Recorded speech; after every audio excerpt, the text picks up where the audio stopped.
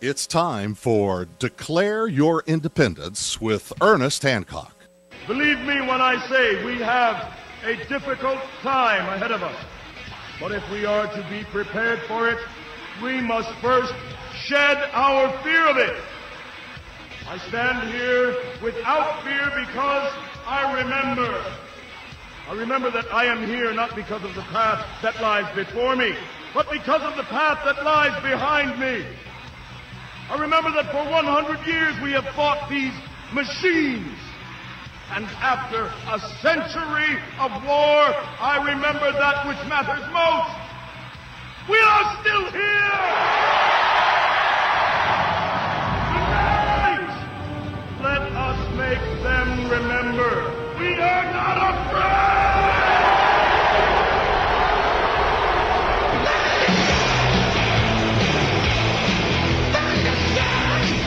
No fear here on Declare Your Independence with me, Ernest Hancock, each and every day at LRN.FM network from Phoenix, Arizona. Here on Freedoms with an S, freedomsphoenix.com at the farm. You know, we have a special guest, Melvin Goodman. He's author of a book that really, came out at a time at the end of the Bush administration. And hopefully you would have thought that it might have been something that would been taken into consideration of Obama and his administration on what he may have done from someone that had been there. Now, what we have from the past half hour, Melvin Goodman has been very kind to make sure that we kind of had an understanding of the roles that these people play. And I want to focus on one thing. Panetta is a part-time Secretary of Defense, in your opinion. Well, he's not secretary. It hasn't been confirmed yet, but he will be. He doesn't have a lot of stamina. I can't believe he will operate the way Bob Gates did. Well, I'm wondering why they would select such. Is it a placeholder for something else? Well, the point I tried to make before is that there were two reasons. One, he's easily confirmed. And the last thing that Obama wanted was a situation up on the Hill where a faction of one party or another was going to raise some hell about the appointment. With Panetta, he's already been confirmed. He served in the Congress. He was Clinton's chief of staff. He was head of OMB. There are not going to be any issues. He's going to be confirmed unanimously, I would guess. So who's really running the Pentagon? The other problem is that Obama was worried about. He wants someone who the military will accept. As I said earlier, I think Obama is intimidated by the military. He doesn't want the uniformed military running to the Hill complaining about the new appointment that the president just made and the changes this new appointment is trying to make. And actually, that's the third element. Under Panetta, there are not going to be any changes. It's going to be business as usual. And remember, this is a strange time to change a national security team. We're going into an election season. There's only really a year left in this first term of President Obama. And when you think of all the foreign policy problems we have, and the killing of bin Laden solved none of these problems. The thing we need to talk about is not so much bin Laden and how he died and the operation, is what difference does it make? So he's dead. Thank you. So Thank what? you. Ask that question. What difference does it make? Yeah, well, it makes a lot of difference emotionally to people, and it provides closure for people. But when you think of that part of the world in terms of what's happening in Syria, which is very dangerous, what's happening in Libya, which is really screwed up, what's happening in Lebanon, what's happening in Afghanistan, what's happening in Pakistan, what's happening in Iraq, the fact that bin Laden's been killed, this is someone who's basically been living in a cave for 10 years, who has no operational control of al-Qaeda, hasn't had it since 9/11, doesn't give orders. There's no really al-Qaeda movement. There's no coherent organization or philosophy. Al-Qaeda itself is not a structured organization. It hasn't been for 10 years. And to a certain extent, we've been sold a piece of propaganda about the role of al-Qaeda and the need for a huge Department of Homeland Security. Okay, let me ask you a specific question, Melvin.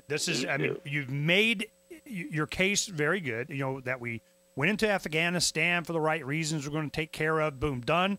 and then that was just a stepping stone and got the ball rolling.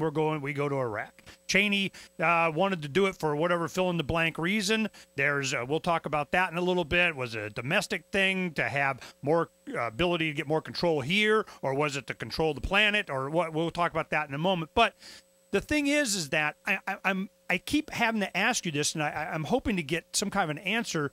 Who's really in charge here? Well, I keep answering that. You just don't like the answer. Oh, please. Who is? You say you're waiting for an answer. I've told you the answer is President Obama is in charge.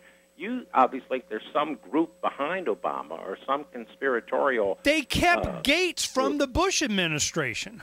Well, I told you the reasons. They for put that. the entire Wall Street in the cabinet. Ernest, please. There are reasons for all of these things. They kept Gates from the Bush administration because they didn't want to shake up the Pentagon, and he was reliable, he was dependable, and he was confirmable.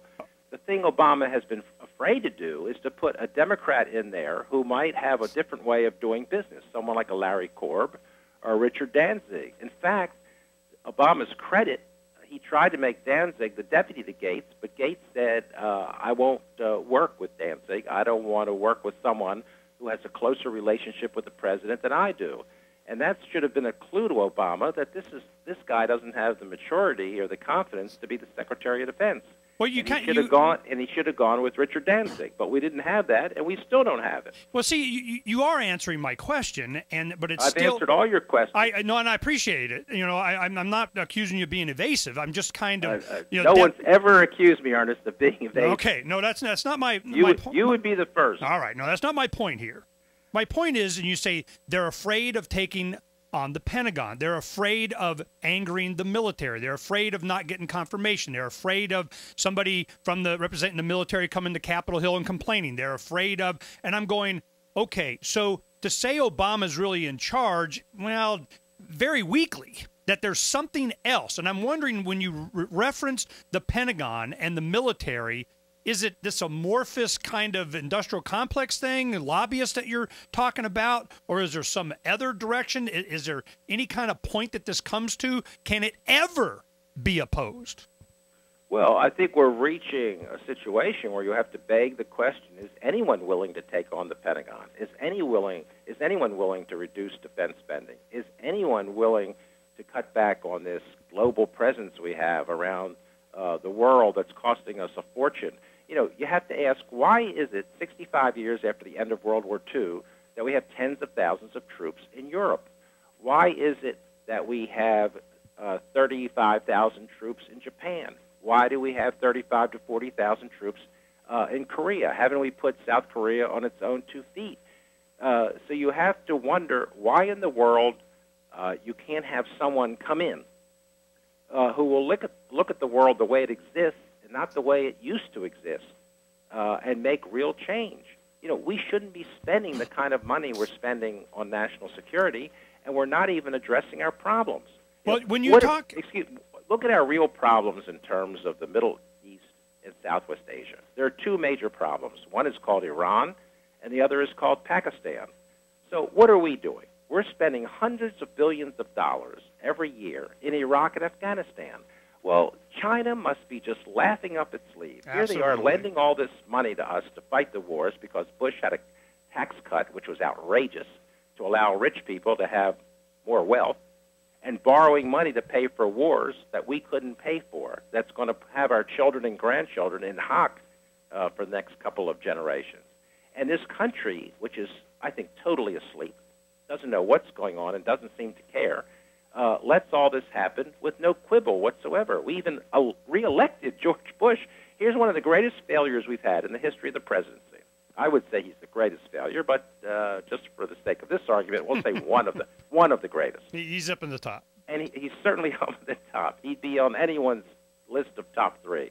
So we re-elect him, and he puts us more in debt, and he stretches us even further than we can afford to be stretched.